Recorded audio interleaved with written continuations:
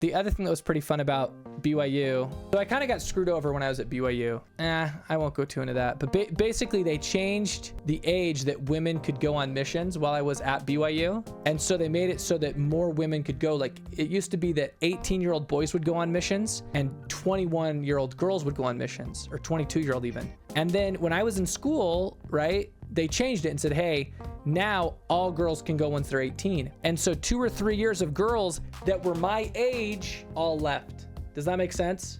Like, they just all left. It was a sausage fest when I was at school. It was terrible luck. The worst luck for trying to date girls. All the girls left my junior and senior year at BYU.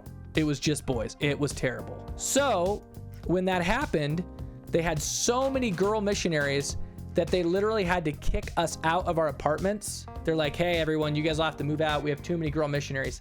They kicked us out of our apartments and the girl missionaries moved into our apartments. Isn't that crazy? So not only did they take away all my dating prospects, they also kicked me out of my house. Freaking girl missionaries. That's a true story. That all 100% certified fresh happened. So I moved in with my grandpa, who lived inside of the Wells Fargo Tower, which is insane. This building right here.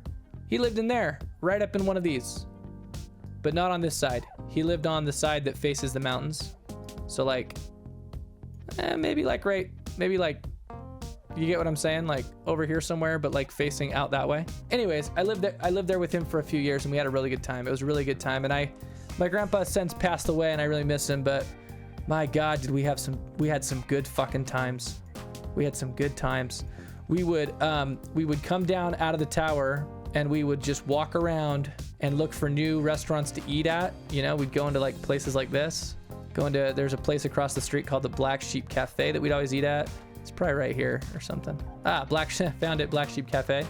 But we would just walk around town, eat a bunch of dinners, hang out. And then my grandpa, he was busy writing like a book. My grandma had passed away and he was sad about it. And so what he did is he wrote a book of my grandma's life. And so he would write all day while I was at school. Then I'd come home. He would show me the book. I'd read some stuff about my grandma that I didn't know. And then I would give him edits. I'd go, oh, I think you should take this part out. Or, oh, you should, we would talk about his book and then we would go to dinner. And that's what we did like every day for like 2 years. And it was really cool. And then after 2 years, my grandpa finished his book about my grandma. And then he said, hey, I'm going to start dating again. And so I moved out and he eventually got remarried pretty fast. That's the story, Chicken Glory. By the way, if any of your spouses die, I highly recommend writing a book about them. I think it's very healing. And we all have copies of the book my grandpa made. Obviously, it like didn't get published. It's just for family. But it's really good to know who my grandma was because I didn't really get to know her that well, right? I was kind of young when she died. So it was cool to get to learn about her from his perspective. And I also think, more importantly, I think it really helped him just be okay.